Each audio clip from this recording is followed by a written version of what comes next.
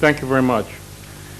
First of all, I am really honored to be here and speak to this group, and also be in India, where I have not had the depth of experience I've had elsewhere in the world in some of my business travels and business activities. And listening to Frank Partnoy's presentation and having the honor to speak to him over the last couple of days, I see the very articulate project that he speaks to and describes, and with Uni's invitation, and how the objective, the mission, and the feelings that I have developed over the previous 35 years with 31 years at Eastman Kodak, it does fit together, and I'm hoping that some of the insights I provide will in fact cause that to be useful to this group, and as all of you position yourself for the future in your own business endeavors.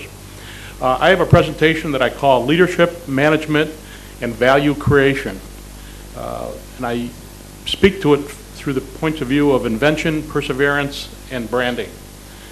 I will speak to an analogy. In the U.S., sometimes we talk about a glass of water that has water up to the midpoint, and an optimist will look at that and say, is that half full or half empty? And when you look at it in the business world, depending on whether you're a leader, whether you are optimistic, pessimistic, or know what you can do, someone will say, oh, that's half full, and I know how to fill it up. I know what it takes to get it to that point. Unfortunately, the things I'm going to be talking about, there were too many leaders and too many people appointed in a position of leadership who says, oh, that's half empty. I got to do something before it's really empty, because I have to protect myself. And that becomes, I think, a fundamental challenge that we face in the decisions we all make in our daily lives, and for those of us who are appointed to very senior positions in companies, for the very health and existence of a company. I'm going to be talking about Eastman Kodak Company, but I view it as a microcosm of perspectives and opinions that you see in the quotes there on my statement.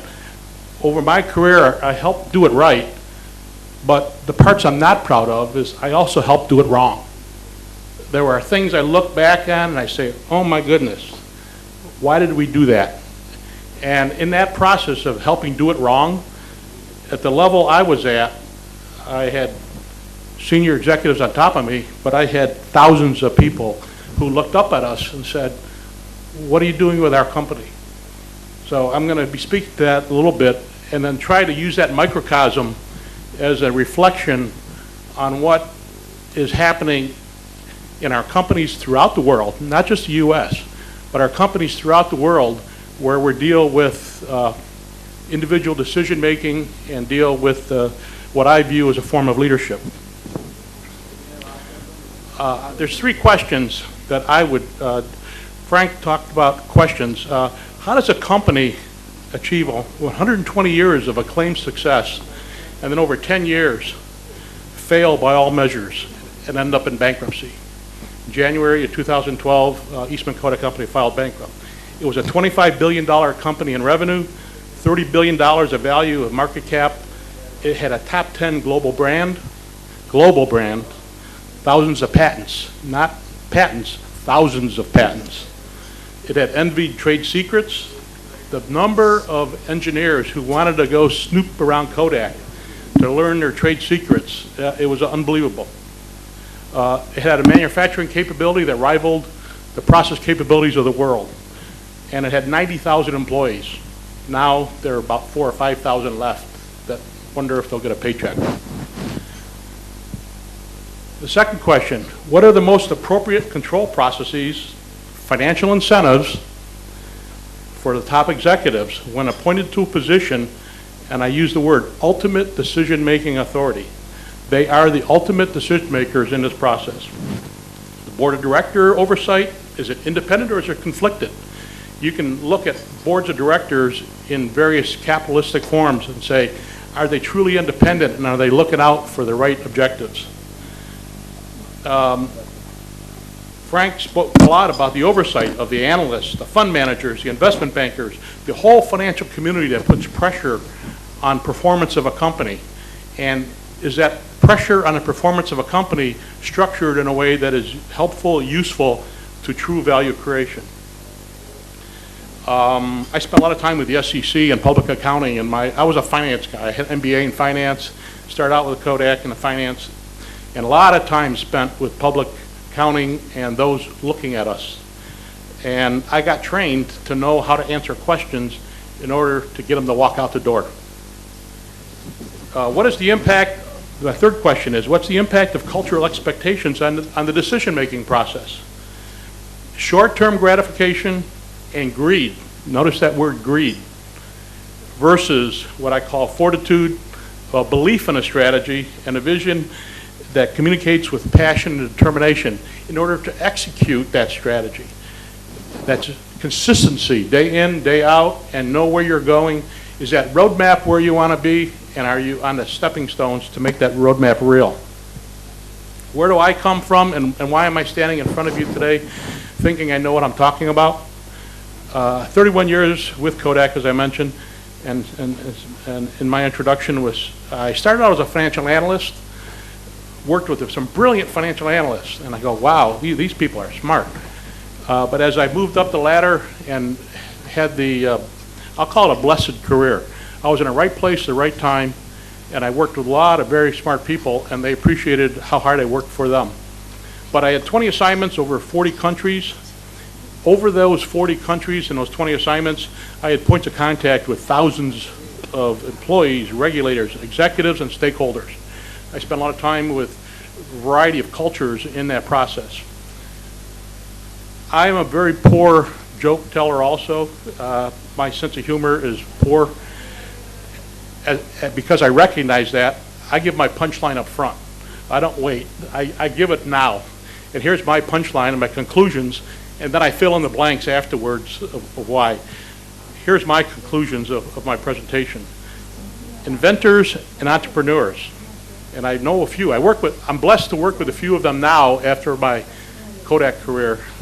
They have a vision that lasts a lifetime.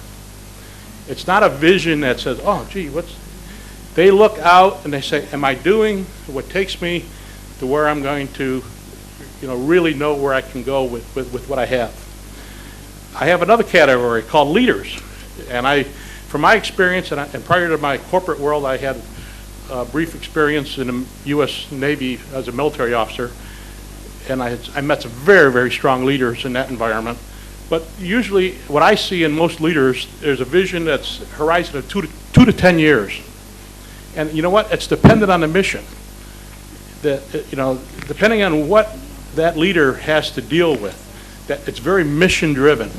And they can rally the people around them to deal with that. But without that connection or correlation to a mission, it's very hard for leaders, even very, very good leaders, to expand beyond that. So if the vision is not there with that leadership skill, you end up sometimes getting frustration and confusion. Now I go to the term called managers. The U.S. has very, very highly rated MBA programs. And you have a master's in business administration, and they teach management. How do you manage? How do you manage? How do you manage? I see managers as having a horizon of 0 to 3 years at best. Why? It's a function of the measuring sticks, it's a function of the incentives, and the cultural bias that we're all dealing with. I've heard quotes, and I repeat this quote frequently, that says when an individual refers to his boss or the higher levels, you say, you know what, I'll pay attention to what you tell me, but I'm going to work on whatever you measure. That becomes the reality of life. When someone gets up in the morning, they look in the mirror and they go to work, they work on how they get measured. And that happens over and over and over. Another point I'm making, it's very difficult to see people move across these categories. You rarely see a manager becoming a true visionary. The gene theory of why they got trained, how they got trained, now become a visionary, it's very difficult. Does it happen? Sure it happens. but the kind of core competent type basis is there. But the impact of decisions made by the top players at each group, they have premier significance on companies, people's lives, nations, and societies in total. When you look at the society of the United States of America, driven by the financial crises that we are dealing with today, dealing with the deindustrialization of what's happening in the world of manufacturing and inventiveness, it is changing our society, it is changing the culture, and it is changing the nation. I'm going to back up again and spend a little bit more time on George Eastman as part of this microcosm I'm talking about, and why it is a microcosm of global industrialization. I joined the company in 1975, and it is interesting, the cultural visions and strength of what George Eastman brought to the company that he invented or created, built, carried on for many, many generations. I joined the company as a young professional with an MBA, and I was going to be a financial analyst. I show up for work. What do they do? Monday, you report to photography class. I go, what? Yeah, you're going to a one-week class on how to be a photographer. I go, hey, I got this MBA finance. I know how to run spreadsheets. I can do this. No. The answer that was given to me is, you are a professional in Eastman Kodak's organizational structure. When you travel, wherever you travel, and someone says, you work for Kodak, the first thing they ask you is, hey, I got these pictures. I'd like you to look at these. What did I do wrong here? And they expect an answer. And that was a pride that individuals like myself were instilled in the company. So there's a cultural dynamics that kind of came with that. But anyways, George Eastman, he started a company in 1880, dry plate manufacturing. Okay, you could say, well, gee, dry plate manufacturing, pretty mundane type process or whatever. But he had a vision. He says, I don't make plates, I provide photography. Now, what's that umbrella that he provides in photography? He had a goal. I'm going to make the camera as easy to use as a pencil. And that was his objective, to make that. Now, how am I going to do that? I listed the step processes because as I've done research on the entrepreneur and the founder of the company I spent so many years at, first of all, he invented flexible film. He said, okay, I can put emulsions down, and you know what? I'm going to create those identical. They're going to be identical. Batch after batch after batch after batch. And you know what? I'm going to be the lowest cost, because what's going to happen by being the lowest cost of whatever is out there that competes with something that creates an imaging picture, I know I will win. And he had a passion for that. Step two, I got to let everybody know what I'm doing. That's where he implemented advertising and branding right from the very beginning. He had a way to make that happen. Step three, make it easy to get pictures, not just the process for pictures, but make pictures important to people. When you hear stories of a home burning and people running out to save their lives, they grab their picture albums, their memories. I mean, that was the kind of thing that Eastman knew he had a vision that he could turn that into that. Step four, customer service was the highest priority. There's a story that is told about him in 1905. This was about 20 years after he formed the company. They had a huge quality problem. Gelatin that was used in the manufacture of film uses raw bone to make gelatin. There was a problem where he didn't know this, what the problem was or what the depth of it was, but the cattle that were feeding on the pastures were picking up certain chemicals that turned into their bone, which fogged film. And he was advertising that this film would last a year. You could put it in your desk drawer for a year and use it. It turned out it was good for 2 or 3 months.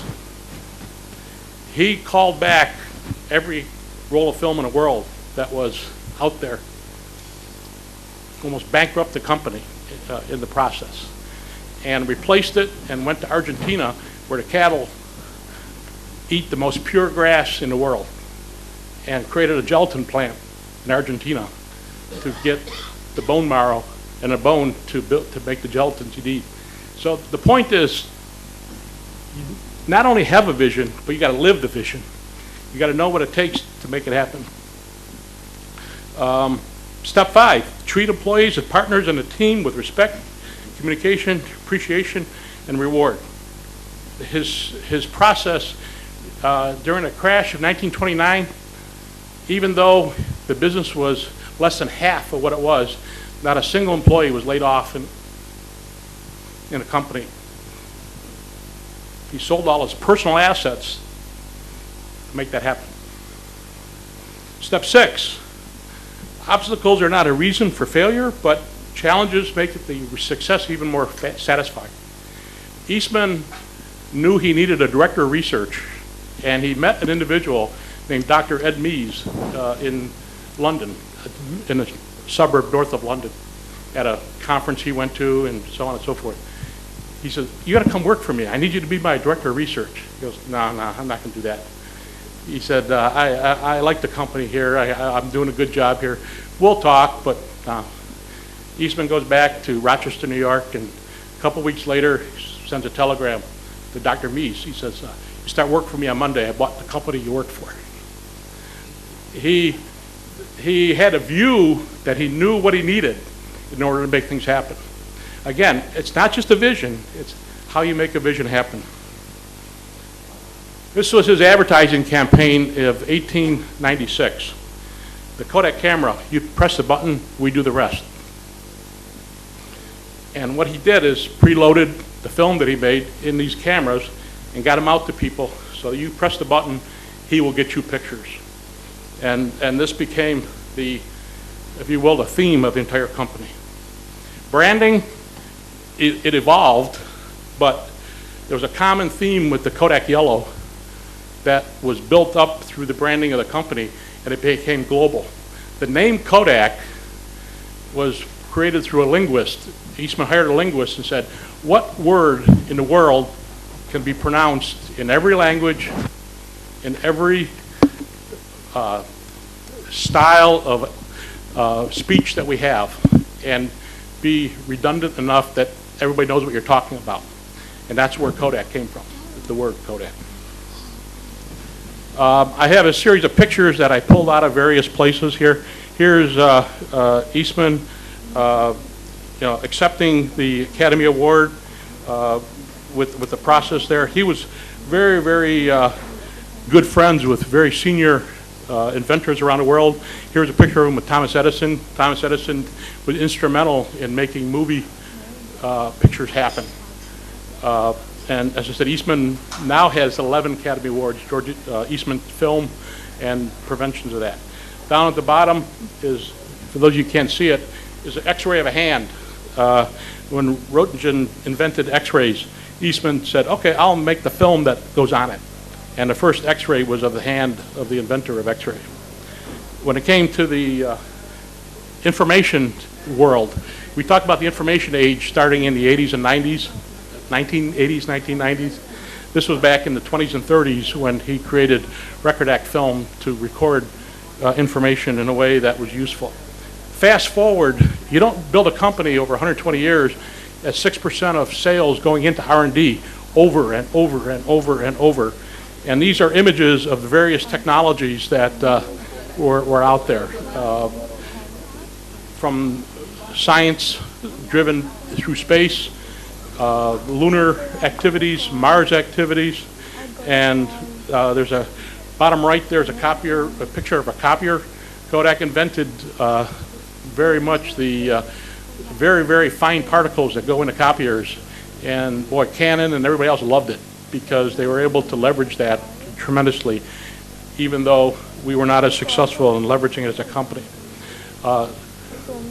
Frank spoke about the books he has written, and when I purchased his books and started going through them, I go, wow. I'm in a process of trying to write a book myself. Maybe, I don't know, 10% of the way there. But it's called You Press the Button, the deindustrialization through the lens of a failed blue chip. And what I'm doing is creating what I'm speaking to now is a microcosm of why things go wrong the way they go. And it's really a book on leadership and a book on what it takes to have a vision and follow through on it. Time forces evolution. This evolution is true for companies, countries, economies, and societies. Face it, we all change. The human culture changes, the nature changes. But let's focus first of all on companies. Companies change, and the most critical thing that's there are the succession plans that go with it. Those who take the top job set the direction. And that, if you don't have a succession plan on companies, your evolution that is a reality will be warped at best. Countries change, as we all know, through people, politics, wars. Stability and predictability versus uncertainty and risk. We are in the world of business, right? You have to deal with that element of evolution. And I'll talk more about globalization, but it is a reality. Economies change through currency, wealth, and as I said, globalization, and economies change through the kinds of things that Frank spoke to. You know, financial failures that are driven by the wrong decision processes and so on. And societies change. As I lived in a variety of societies, most of my in-depth knowledge is in Tokyo, Japan. I spent many, many years there. But I also spent a lot of time in South America and a lot of time in Western Europe. But when you look at societies with values, ethics, and controls, all of these have a play on how the society evolves. We are in business. If we don't recognize that, if we don't embrace that, and we are going to fail in our businesses in that process. The evolution of Kodak, this is the reality. It was managed in denial. I use the word management in denial. What went wrong and why? 100 years of internal grooming. It worked well for sales, R&D, operations management, product design. I showed you some of the products. That wasn't the problem. But it did not prepare the leadership for what happened in the dynamics of those looking at a company through the eyes of Wall Street.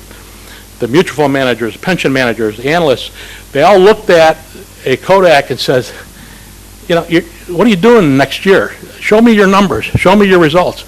I was very busy in parts of my career writing all that stuff down. And oh my gosh, you talk about the pressure cooker environment independent of what the company really stood for. Then we made a major problem. We did a diversification play in a company in 1988 that was stupid. And it caused a turnover at the top. That was the causing fact. The reality, the first CEO came in to head the company up. His name was George Fisher. And he was CEO of Motorola, and he came on as CEO and chairman of Kodak. And as I said, in over 100 years, that was the first time an external CEO took over the company. It was a sea change overnight. The first thing he did is replace the next layer down. I had worked for 3 CFOs up to that point in time. Fisher comes in, a new CFO came in a matter of 4 weeks. He brought us around a table and he says, I'm going to see if you guys are worth a damn. And set a stage that was very different in terms of a profile. The revolving door. When you create a revolving door of a company at the top and 1 or 2 layers down, now how do headhunters bring people in? Compensation packages. Leverage up the options. Create the short-term financial incentives that bring them in the door. What does that cause?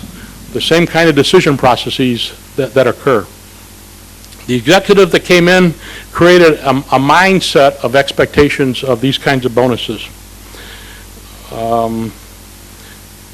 When it came to earnings and cash, Eastman Kodak on film enjoyed, I'll say the number, 70 to 75% gross profit margin on film. It cost us about 25 cents to make a roll of film we sold for $3. Now, it took $10 billion of equipment to be put in place to make that film, but yet when you look at GP and you look at earnings that come out of that machine that runs 24/7, and the earnings that came out of that, There was very few product lines that could ever replace that next year, 18 months, 2 years out.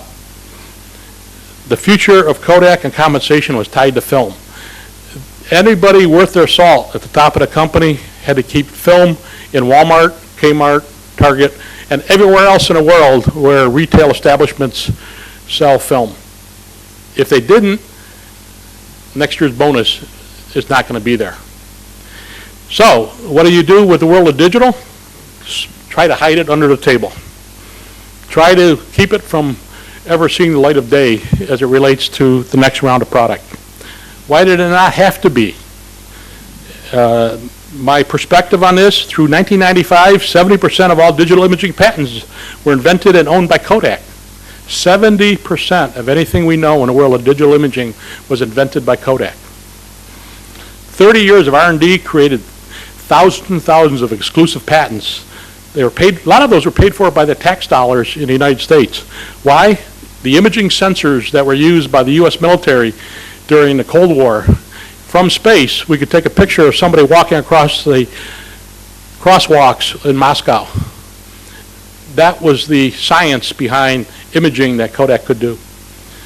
But the leveraging of that into the commercial world became problematic because of this profit motive we talked about. However, digital cameras, sensors, file formats, all the JPEG files, everything that you work with, they were all invented by Kodak. Color correction algorithms. When you take color and you look at deviations in color, one of our research laboratory scientists invented a blood analyzer that is used today after it was sold to another company that take blood and through a spin cycle creates differentiation on color of various blood content and instantaneous recording based on color deviation, color algorithms. But my point is, the knowledge was there, the insights were there. Equipment manufacturing techniques for us were not good. We could make processes. We could make film 7 feet wide at 1,200 feet per minute at 1/2% waste. But we could not manufacture a camera that could keep up with Canon, keep up with the world of equipment manufacture. Why?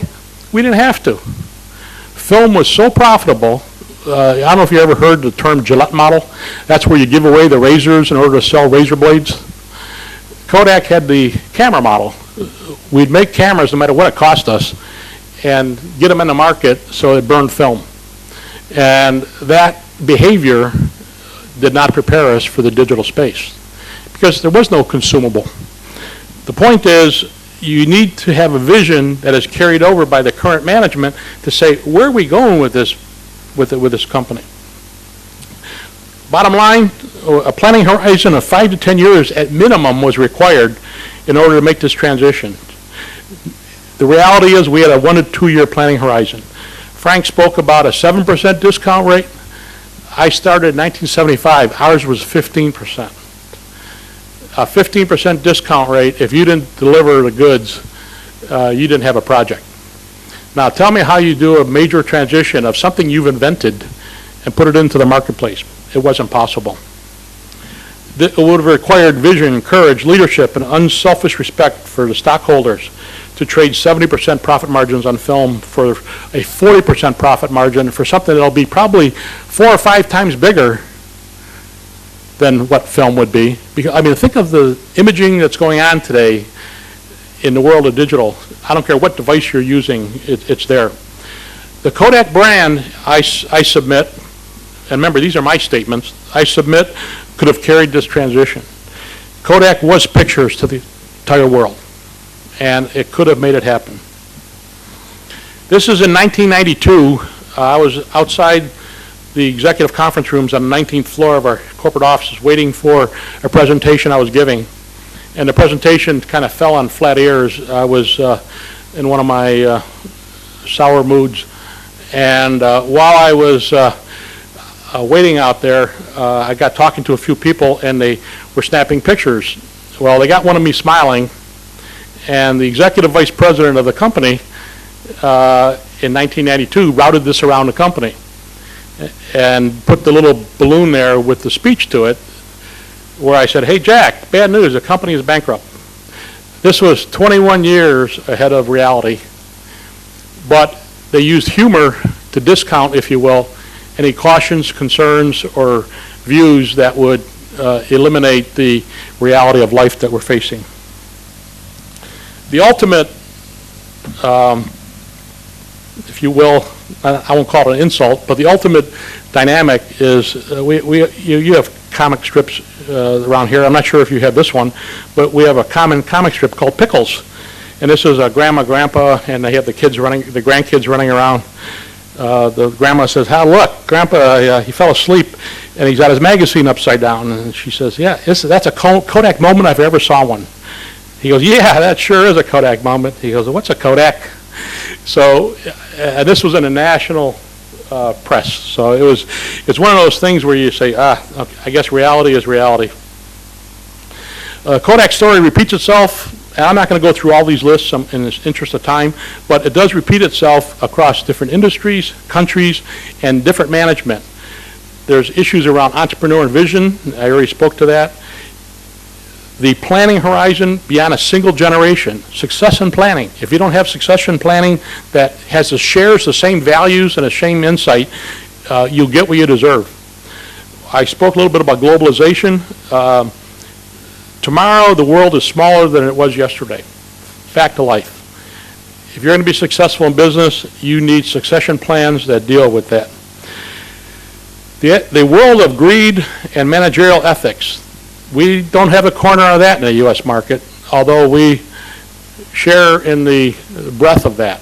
As I've traveled the world, there's a lot of challenge out there in the world of greed and the world of ethics.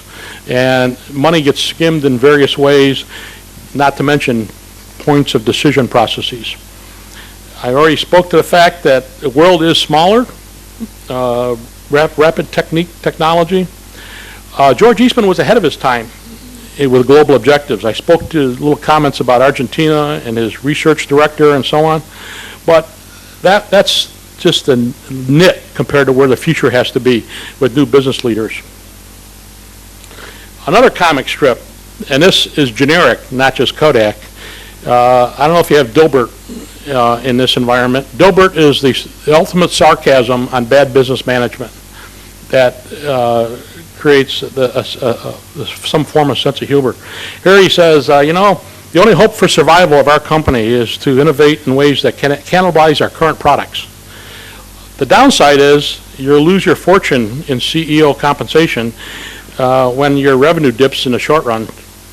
The feedback is, thanks, I'll stop by your hovel later with some ideas of ruining your life also.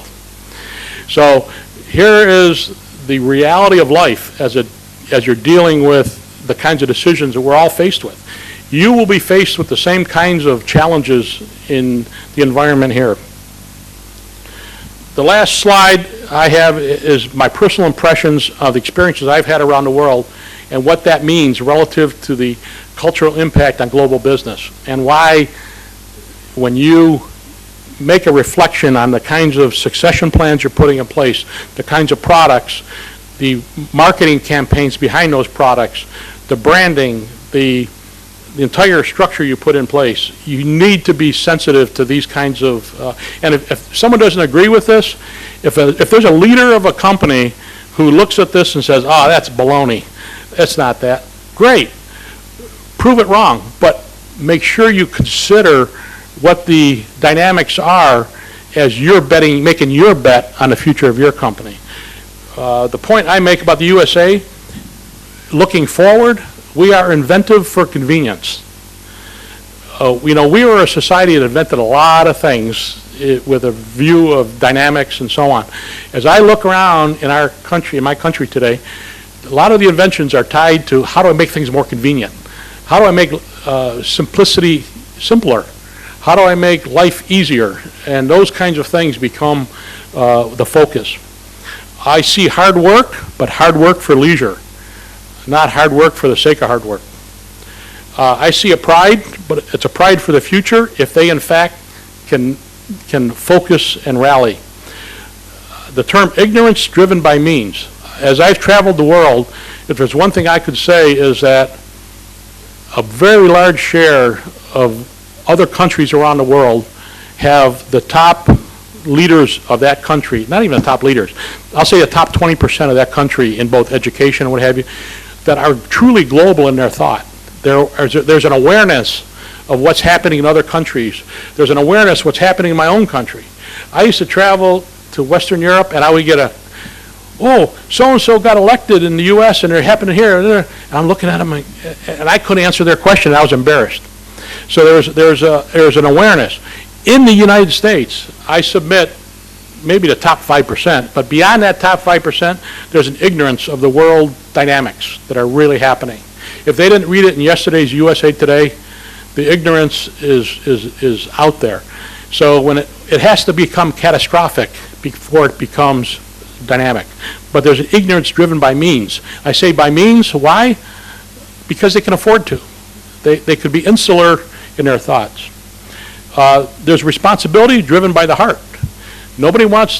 Don't ever go around and try to force somebody to contribute something, but there is a contributory heart to help where they can. As I said, incentives are driven by greed, but individualism is driven by heritage. And I use the word individualism. We're all crazy Americans. You know, we all want it our way, and that's how we tend to as you will see in the papers in the next 6 months over what happens with our dynamics around the Second Amendment and the right to bear arms. There is a individualism driven by that heritage. I won't go through the details with others that I said, except I would like to touch on India. I put in parenthetically there my novice opinion, because I have not spent much time here. I've done some research and some reading, but my novice opinion is as follows. I think it's multicultural, but somewhat homogeneous in its views. I think education is the key to achievement, and I think the individuals I've come in contact with, and both in the U.S. as well as the dynamics there's a deep appreciation for education and how education creates the key to achievement in that process. I see stress from stratification. Stress driven hurting business success or potentially hurting business success, but also the ability for openness and degrees of ability.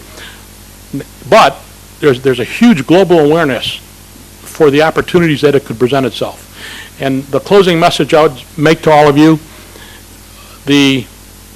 what I've seen in the few days I've been here and what I've researched in the past, these opportunities are immense. And what I see in the strength of India and the strength of the population, there's huge leverageability in this globalization opportunity out there to create tremendous success, not only for your society, your culture, but especially for the businesses that are operating within this environment. With that, I'll close, and if there's any immediate questions, I'll take those.